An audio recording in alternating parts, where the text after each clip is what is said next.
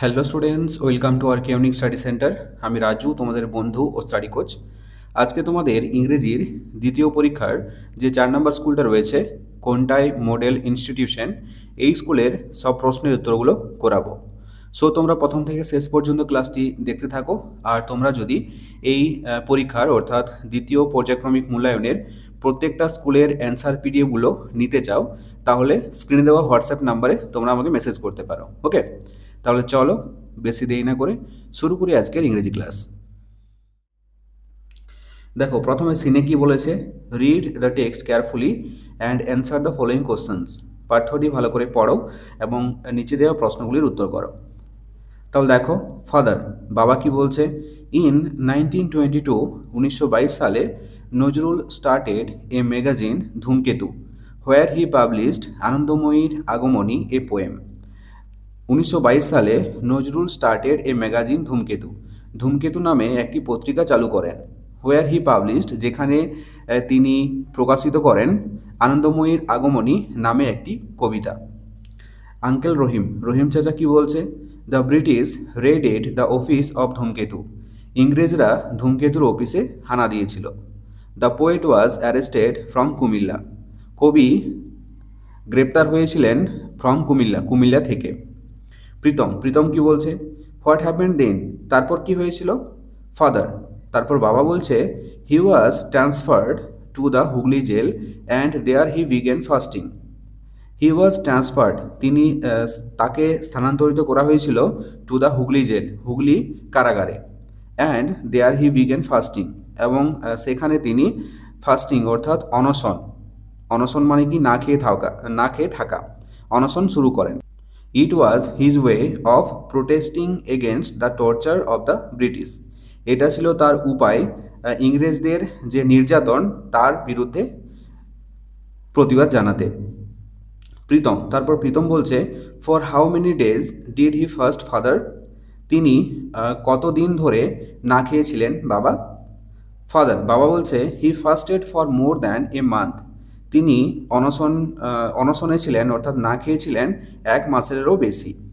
In December 1923, 1923 সালের December মাসে he was released from jail, তিনি জেল থেকে অর্থাৎ কারাগার থেকে মুক্তি পায়। প্রীতম, প্রীতম বলছে, thank you so much father, ধন্যবাদ বাবা। Now I will able to sing কারার ওই লোহা কপাট উইথ জিল অ্যান্ড প্যাশন, আমি এবার কারার ওই লোহা কপট গানটা গাইতে সক্ষম হব উইথ জিল, জিল মানে হচ্ছে আগ্রহ, অ্যান্ড প্যাশন মানে আগ্রহ এবং ধৈর্যের সাথে। I am so proud that the teacher has selected me for singing, আমি গর্ববোধ করছি যে শিক্ষক আমাকে এই গানটা গাওয়ার জন্য বেছে নিয়েছেন। তাহলে এটা ছিল তোমাদের সিন। এরপর দেখো প্রশ্নগুলো কি বলেছে, অ্যান্সার দ্য ফলোয়িং কোশ্চেন্স, নিচের প্রশ্নগুলির উত্তর দাও। এ দাগের প্রশ্ন দেখো, from where was Nazrul arrested, কোথা থেকে নজরুল গ্রেপ্তার হয়েছিলেন। তাহলে এর প্রশ্নের উত্তরটা দেখো, নজরুল ওয়াজ অ্যারেস্টেড ফ্রম কুমিল্লা, নজরুল কুমিল্লা থেকে গ্রেপ্তার হয়েছিলেন। এরপর বিয়ের দাগের প্রশ্ন দেখো, why did Nazrul start fasting, কেন নজরুল অনশন শুরু করেছিলেন, অর্থাৎ কেন নজরুল না খেয়েছিলেন। তাহলে এর উত্তর দেখো, নজরুল স্টার্টেড ফাস্টিং, নজরুল অনশন শুরু করেছিলেন অ্যাজ এ ওয়ে, এক উপায় হিসাবে, of protesting against the torture of the British, ইংরেজদের যে নির্যাতন সেই নির্যাতনের বিরুদ্ধে প্রতিবাদ জানাতে তিনি ফাস্টিং অর্থাৎ অনশন শুরু করেছিলেন। এরপর সেটা দেখো, when was Nazrul released from jail, কখন নজরুল কারাগার থেকে মুক্তি পেয়েছিলেন। তাহলে উত্তরটা দেখো, Nazrul was released from jail in December 1923, Nazrul কারাগার থেকে মুক্তি পেয়েছিলেন 1923 সালে ডিসেম্বর মাসে। এরপর দেখো বিয়ে কি বলেছে, write T for true and F for false statements in the given boxes, নিচের স্টেটমেন্টগুলি যেটি ঠিক হবে তার পাশে টি লিখবে, আর যেটি ভুল হবে তার পাশে এফ লিখবে। তাহলে এট দেখো, নজরুল ফাস্টেড ফর 30 ডেজ, নজরুল অনশন করেছিলেন 30 দিনের জন্য। এই স্টেটমেন্টে কিন্তু সম্পূর্ণ ভুল, কারণ নজরুল ফাস্টেড অর্থাৎ অনশন শুরু করেছিলেন 30 দিনেরও বেশি, তাই না? তাহলে এটা হবে ফলস অর্থাৎ এফ। বিয়েটা দেখো, Nazrul was transferred to the Alipore jail.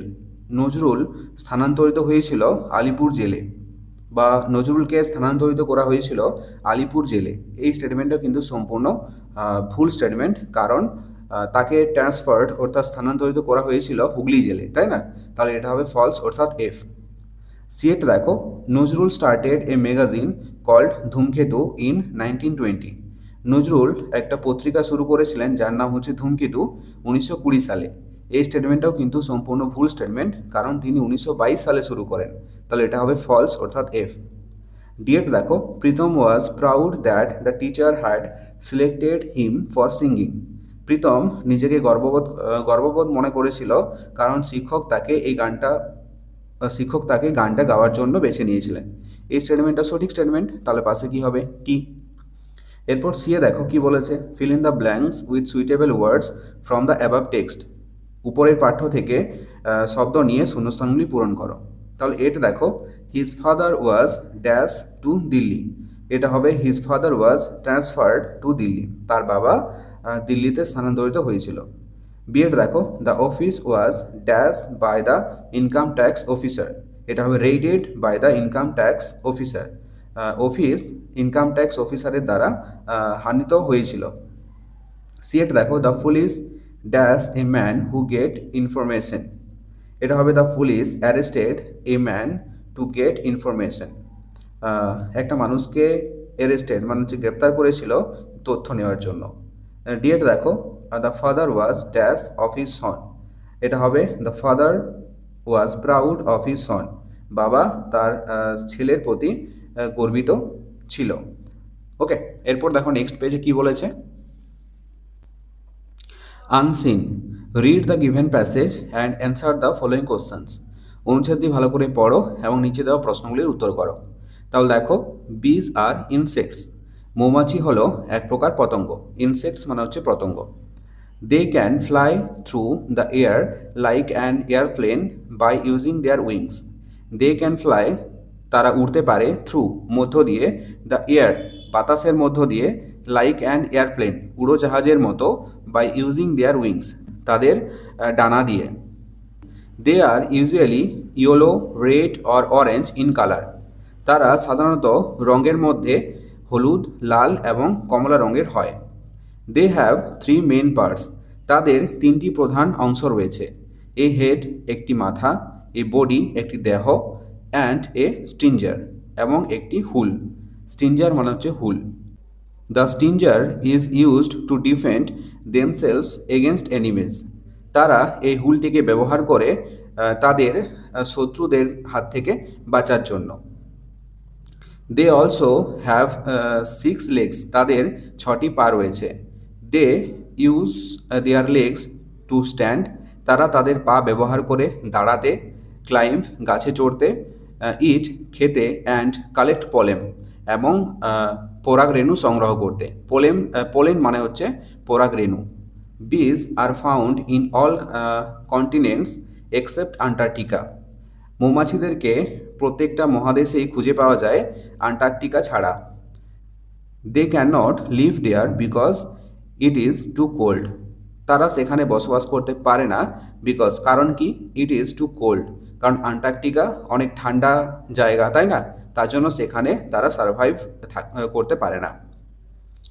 এরপর দেখো কি বলেছে, feel in the given chart with information from the above passage. নিচের চার্টটা পূরণ করো প্যাসেজ থেকে তথ্য নিয়ে। তাহলে এট দেখো, name of the mentioned insect. এই পাঠ্যটিতে অর্থাৎ এই প্যাসেজটিতে যে পতঙ্গটির নাম উল্লেখ রয়েছে তার নাম কি? তাহলে এটা হবে বিজ, মৌমাছি। বিএট দেখো, 3 পার্টস অফ ইটস বডি। এর 3টে পার্ট অর্থাৎ 3টে অংশ কি কি?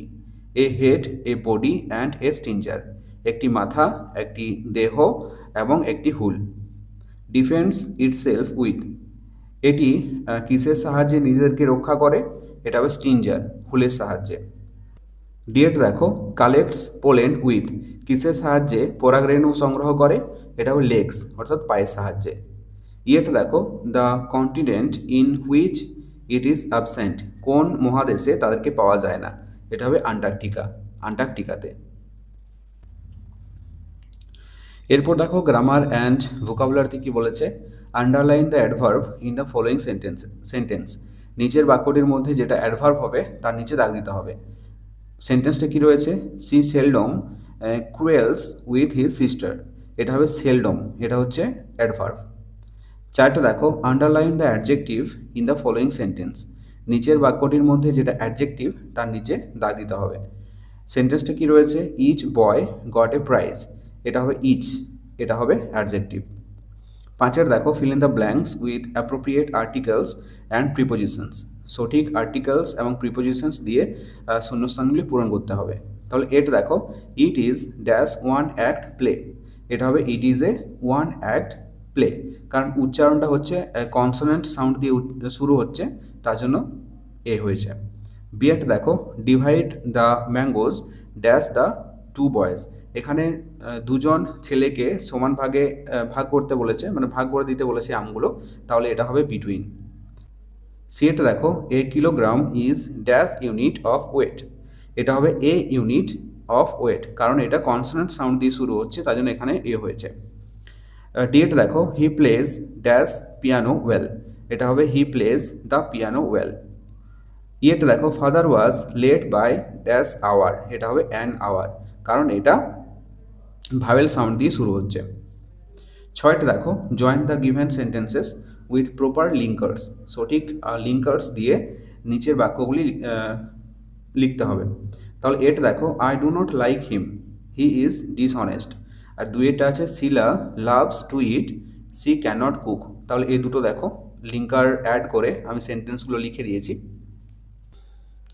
প্রথমেরটা হবে, I do not like him because he is dishonest. দুইয়েরটা হবে, Sheela loves to eat but she can't cook, Sheela খেতে ভালোবাসে কিন্তু সে রান্না করতে পারে না। তাহলে এখানে প্রথম সেন্টেন্সটার বিকজ আর সেকেন্ড সেন্টেন্সটার মধ্যে বাট, এই দুটো হচ্ছে লিঙ্কার ওয়ার্ড। এরপর দেখো সাথে কি বলেছে, write the meanings of the following in English. নিচের যে বাংলা শব্দগুলো দেওয়া আছে এগুলির ইংরেজিতে লিখতে হবে। তাহলে দেখো এটা কি রয়েছে, ঘোড়ার ডাক, ঘোড়ার ডাককে কি বলে, নেই। বিয়েরটা আছে পায়রা, পায়রাকে কি বলে ইংরেজিতে, পিজিয়ন।